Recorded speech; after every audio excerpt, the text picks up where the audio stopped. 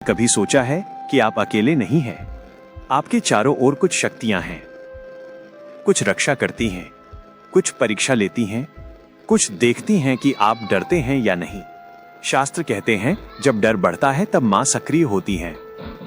मां विंध्यवासिनी अपनी त्रिकोण शक्ति से एक कवच बनाती हैं।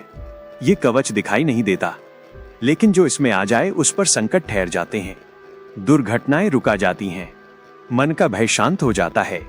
लेकिन हर कोई इस कवच में नहीं आता और हर कोई इसे सहन भी नहीं कर पाता। आज की यह वीडियो जानकारी नहीं है, ये अनुभूति है।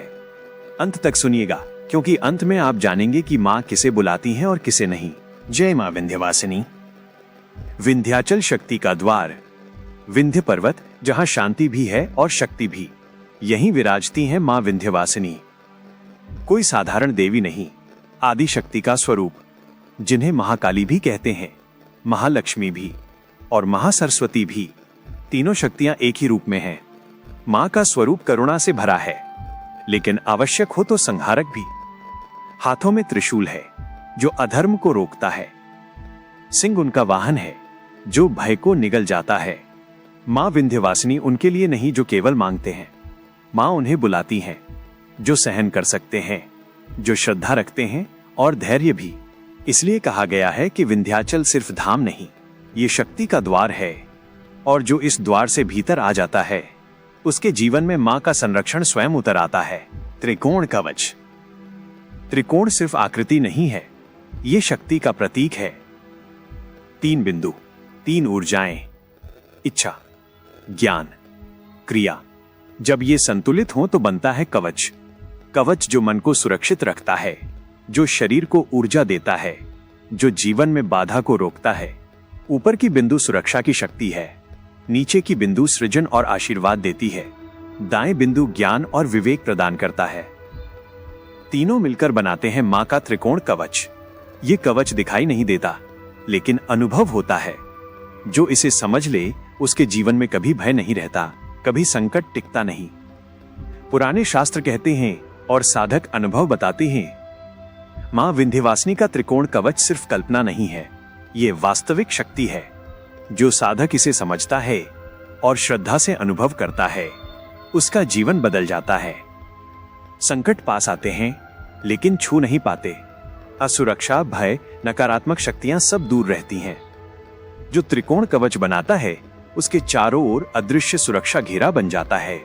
साधक इसे महसूस करता है, मन में शांति, आत्मबल में वृद्धि और जीवन में सफलता होती है।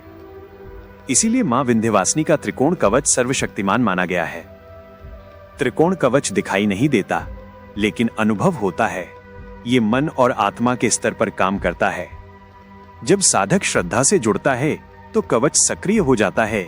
वह पहले भीतर बनता है, फिर बाहर का प्रभाव दिखाता है। किसी भी नकारात्मक ऊर्जा को पास आने नहीं देता, भय को अंदर घुसने नहीं देता। संकट आते हैं, लेकिन टिकते नहीं। ये कवच जैसे मां की छाया हर कदम पर रक्षा करती है।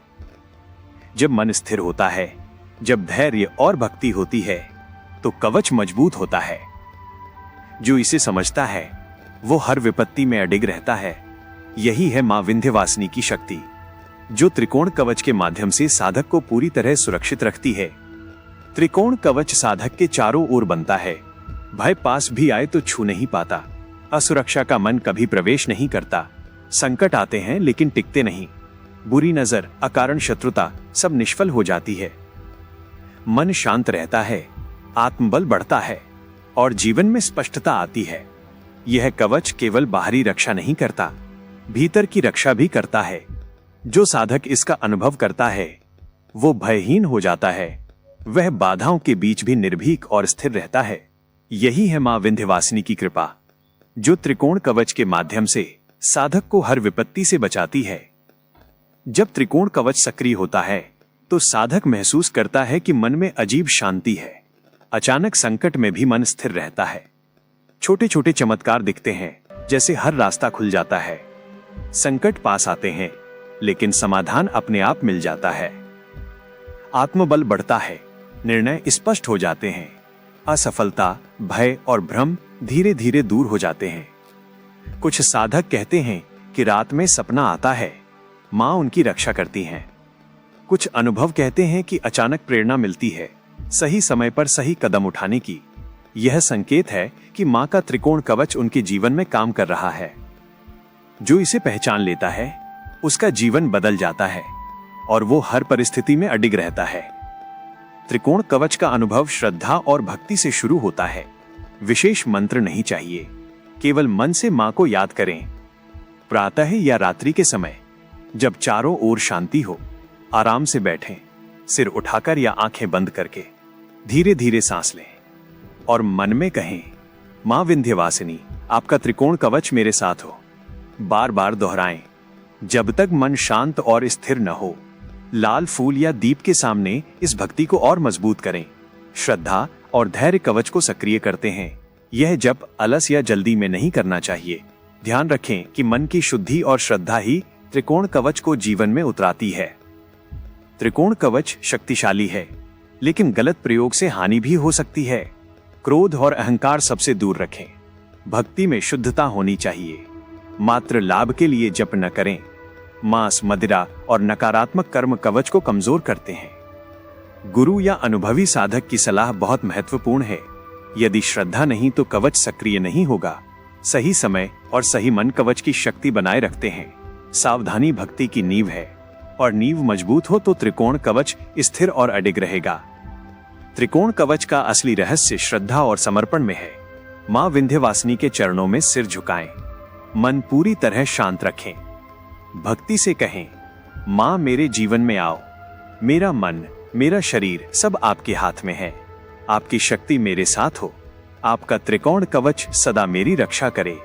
जो साधक इस भाव से जप करता है उसका जीवन पूर्ण और सुरक्षित होता है। संकट पास आते हैं लेकिन टिकते नहीं। मन शांत रहता है, आत्मबल बढ़ता है और साधक अनुभव करता है मां का प्रत्यक्ष संरक्षण। यह प्रार्थना केवल शब्द नहीं है, यह अनुभव है, यह भक्ति है, यह जीवन बदलने वाली शक्ति है। जय मां विंध्यवासिनी। क्या आप चाहेंगे कि मैं इस स्क्रिप्ट के आधार